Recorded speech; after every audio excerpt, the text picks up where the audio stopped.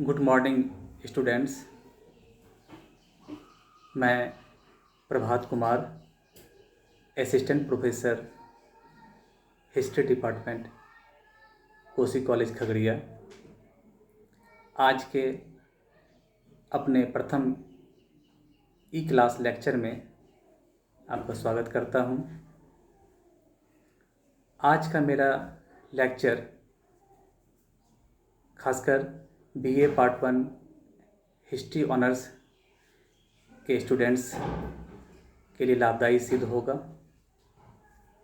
जैसा कि आप सभी जानते हैं कि मुंगेर यूनिवर्सिटी के बीए पार्ट 1 हिस्ट्री ऑनर्स का जो सिलेबस है उसमें 2 पेपर में जो फर्स्ट पेपर है वो फर्स्ट पेपर में history of India up to 650 AD तक पढ़ना है, जबकि पेपर सेकेंड में history of modern Europe between 1789 to 1945 पढ़ना है।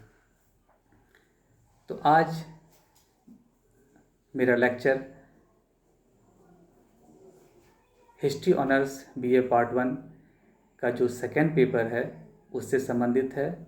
उसके तहत मैंने फ्रेंच रिवॉल्यूशन यानी फ्रांसीसी क्रांति का टॉपिक उठाया है। तो आज मैं आप सभी के साथ फ्रांसीसी क्रांति के कारणों पे चर्चा करेंगे और उससे संबंधित कुछ कारणों को जानने का प्रयास करेंगे। तो जैसा कि हम सभी जानते हैं कि फ्रांसीसी क्रांति का वर्ष 1789 यानी 1789 का वर्ष माना जाता है। फ्रांसीसी क्रांति एक ऐसी क्रांति थी जो न केवल यूरोप बल्कि संपूर्ण विश्व की एक महत्वपूर्ण घटना मानी जाती है। इस क्रांति ने न केवल यूरोप बल्कि संपूर्ण विश्व समुदाय के समक्ष 3 प्रमुख शब्दों जो कि हैं स्वतंत्रता, समानता एवं बंधुत्व, इस 3 महत्वपूर्ण शब्दों से विश्व समुदाय को अवगत कराया। अब क्रांति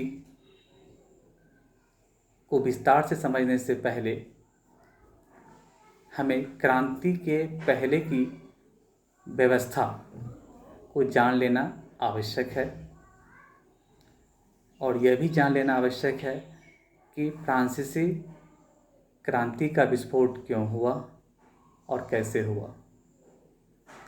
लेकिन इसे समझने के पहले हमें वहाँ की पुरातन व्यवस्था को जानना आवश्यक होगा। दरअसल यह भी जान लेना आवश्यक होगा आखिर यह पुरातन व्यवस्था है क्या।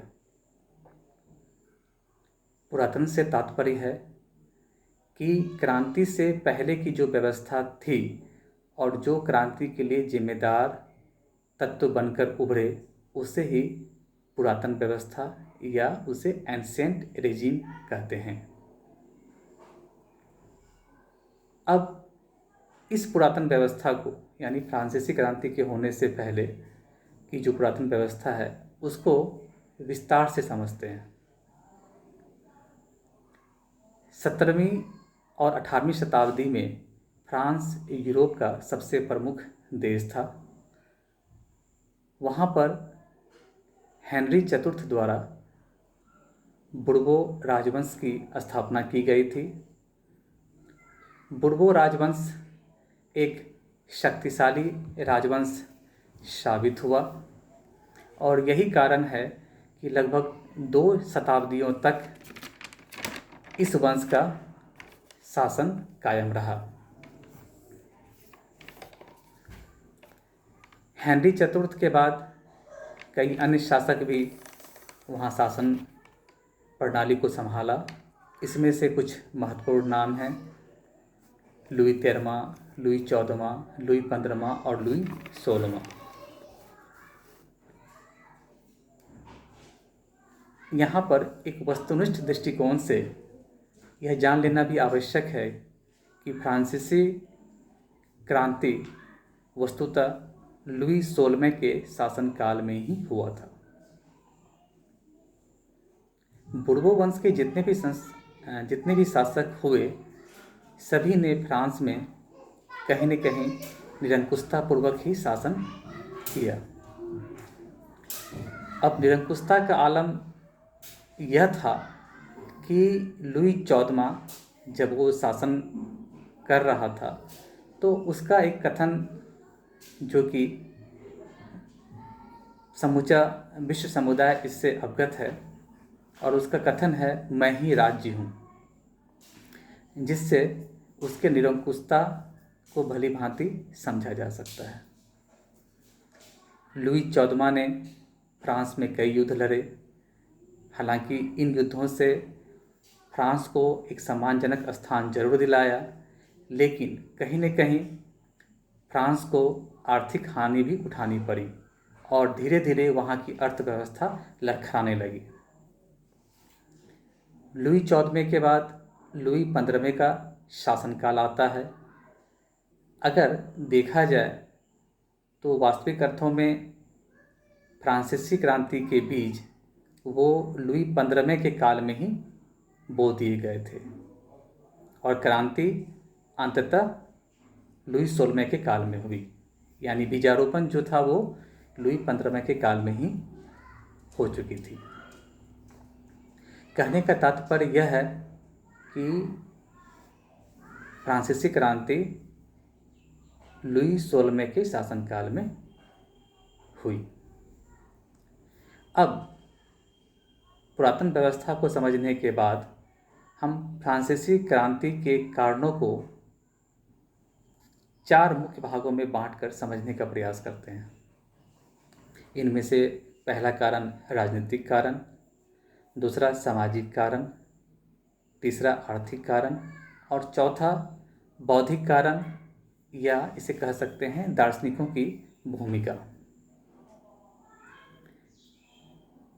इस प्रकार के वर्गीकरण के माध्यम से इसलिए भी समझना ज़्यादा आसान होगा, यह समझना होगा, ज़्यादा समझना आसान होगा, क्योंकि क्रांति कोई भी हो वो रातों रात नहीं होती है, बल्कि उसके लिए पृष्ठभूमि पहले से ही तैयार हो रही होती है।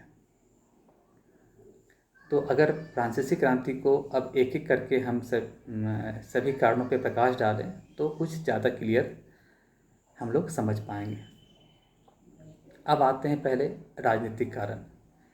इस राजनीतिक कारण को भी अगर परीक्षा के दृष्टिकोण से बिंदुवार ढंग से समझा जाए ताकि लिखने में हमें आसानी हो, तो इसे भी कुछ उपभागों में बांटकर हम लोग समझ सकते हैं। इस राजनीतिक कारण को हम 3 या 4 मुख्य उपभागों में भी बांट सकते हैं। इसमें से पहला बिंदु बना सकते हैं शासक वर्ग की निरंकुशता एवं स्वेच्छाचारिता। दूसरा बिंदु बना सकते हैं दोषपूर्ण शासन व्यवस्था। तीसरा राजवंश की अपव्ययता। राजवंश की अपव्ययता। अब इस राजनीतिक कारण के अंतर्गत जिस 3 उपभागों का हमने जिक्र किया उसे बारी बारी से समझते हैं। शासक वर्ग की निरंकुशता और स्वेच्छाचारिता के अंतर्गत हमें ये समझना होगा कि इस काल में यूरोप के प्राय सभी राज्यों में निरंकुश शासन कायम था। वहाँ के सम्राट पृथ्वी पर ईश्वर का अपने आप को प्रतिनिधि मानते थे और अपनी इच्छा को ही सर्वोपरि समझकर वो जनता की भावनाओं को कुचलना चाहते थे या कुचलते थे। लुई 16वां भी यूरोप के अपने जितने भी समकालीन शासक थे उसके ही समान निरंकुश और स्वेच्छाचारी था। वह अयोग्य भी था। इन सब के बावजूद भी यदि लुई 16वां योग्यता के साथ जनता पे शासन करता या जनता के लाभ के लिए शासन कर रहा होता तो शायद जनता उसकी अयोग्यता बर्दाश्त भी कर लेती। लेकिन उसने समय समय पे ऐसा कुछ मूर्खतापूर्ण कार्य करते गया जिसके कारण आम जनता उसके विरुद्ध होती चली गई, क्योंकि उसके द्वारा जो भी कार्य किया जा रहा था वह जन कल्याण के प्रति समर्पित नहीं था। इसी राजनीतिक कारण के तहत अब दूसरा उपभाग को समझते हैं तो उस बिंदु को उठा सकते हैं, वह है दोषपूर्ण शासन प्रबंध। लुई 16वां में प्रशासनिक योग्यता का अभाव था। उसमें प्रशासनिक कुव्यवस्था को दूर कर पाने की क्षमता नहीं थी। वो अपने सामंतों और पादरियों का कठपुतली मात्र था, जिसके कारण फ्रांस की जो व्यवस्था थी वो निरंतर खराब होती चली गई और वहाँ की साधारण जनता भीषण कष्टों के कारण राज विरोधी होती चली गई। इस कारण ने भी क्रांति का विस्फोट कर दिया। राजनीतिक कारण के तहत अगर तीसरे उपभाग को लें तो यह बिंदु है राजवंश की अपव्ययता। बुर्बो राजवंश के जितने भी शासक वर्ग हुए वो सभी अपव्ययी थे। इस बात को फ्रांस में आए एक भीषण अकाल की घटना से भी समझा जा सकता है। जिस समय भीषण अकाल के कारण फ्रांस की जनता भूखों मर रही थी, उस समय राजा अपने दरबारियों के साथ वर्साय के महल में भोग विलास करने में अपना जीवन व्यतीत कर रहा था। तो इस तरह से हमने समझने का प्रयास किया राजनीतिक कारण को। अब अगर सामाजिक कारणों को देखा जाए तो किसी भी क्रांति के होने से पहले उसके सामाजिक कारक भी जिम्मेदार होते हैं, इससे इनकार नहीं किया जा सकता है। हम देखते हैं कि फ्रांस की तत्कालीन सामाजिक संरचना दो प्रमुख वर्गों में बटा हुआ था।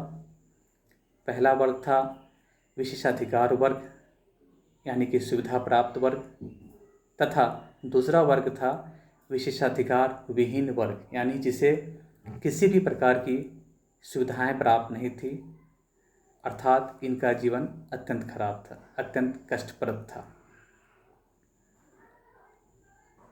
विशेषाधिकार वर्ग में यानी सुविधा प्राप्त वर्ग में पादरी और सामंत यानी कुलीन आते थे।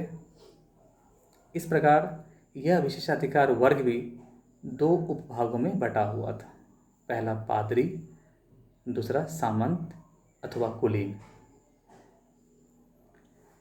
अब आते हैं विशेषाधिकार विहीन वर्ग में।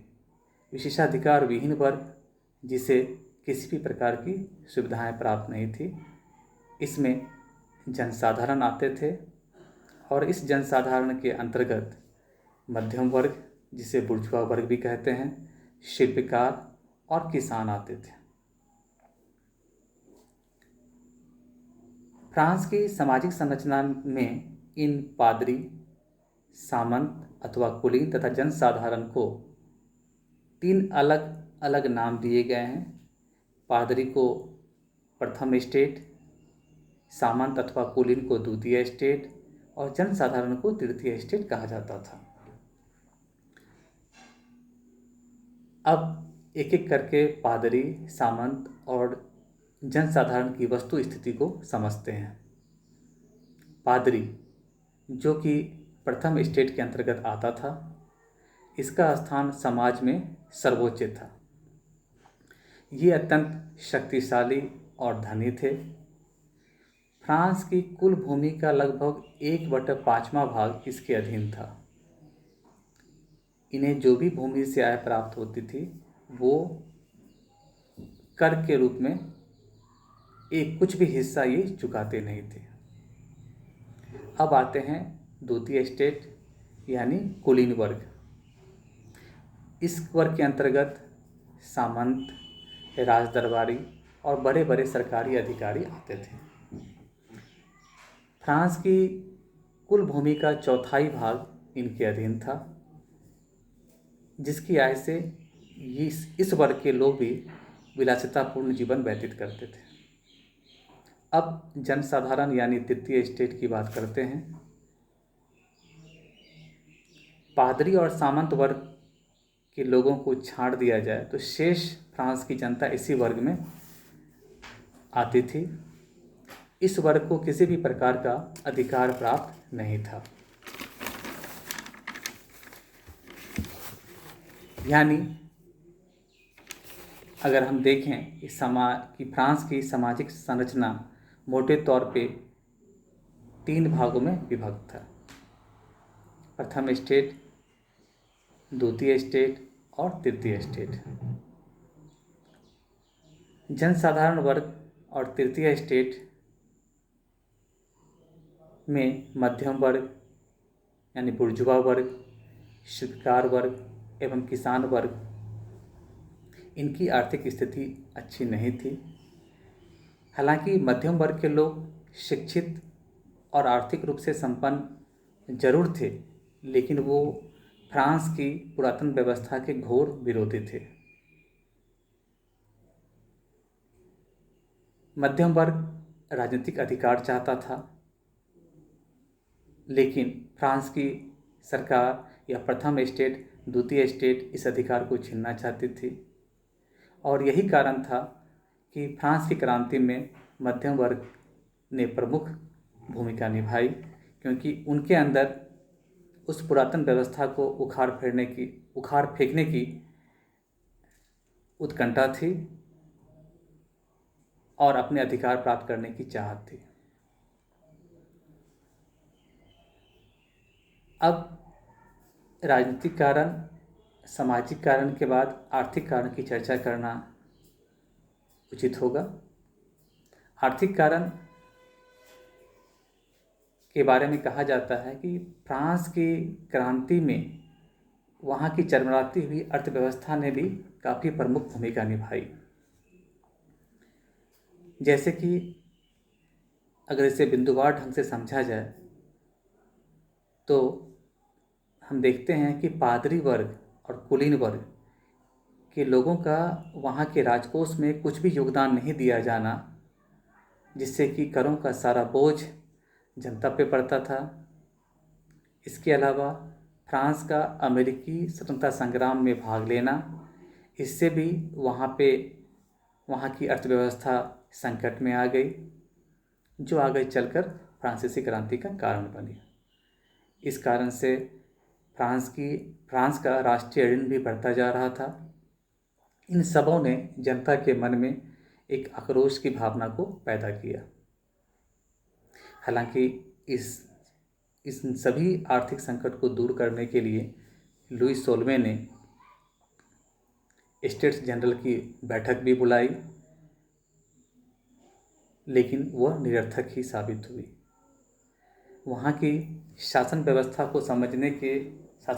की खामियों का अंदाज़ा इससे भी लगाया जा सकता है कि स्टेट्स जनरल की बैठक 175 वर्षों के बाद हुई थी। अब फ्रांस की क्रांति में एक कारण है बौद्धिक क्रांति यानी दार्शनिकों की भूमिका।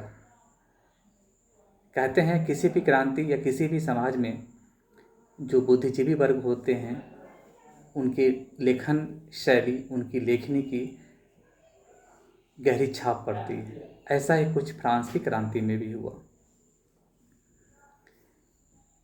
इसके तहत मैं आप लोगों को जानकारी देना चाहूँगा कि 18वीं शताब्दी में संपूर्ण यूरोप के देशों के साथ साथ फ्रांस में भी कुछ ऐसे विद्वानों का उदय हुआ जिसने अपनी लेखनी से तृतीय वर्ग की सोई हुई आत्मा को जगाया। कुछ प्रमुख नाम हैं मॉन्टेस्क्यू, वॉल्टेयर, रूसो, दिदरो इत्यादि। अब एक एक करके इन दार्शनिकों के विचार से हम लोग अवगत होते हैं। मॉन्टेस्क्यू, इनके प्रसिद्ध पुस्तक का नाम है द पर्शियन लेटर्स और the spirit of law. Montesquieu ने अपनी प्रसिद्ध पुस्तक द स्पिरिट ऑफ लॉ के माध्यम से ही राजा के दैवीय अधिकारों के सिद्धांत की आलोचना की थी। इसके अलावा मॉन्टेस्क्यू ने ही सर्वप्रथम शक्ति के पृथक्करण के सिद्धांत की स्थापना की थी।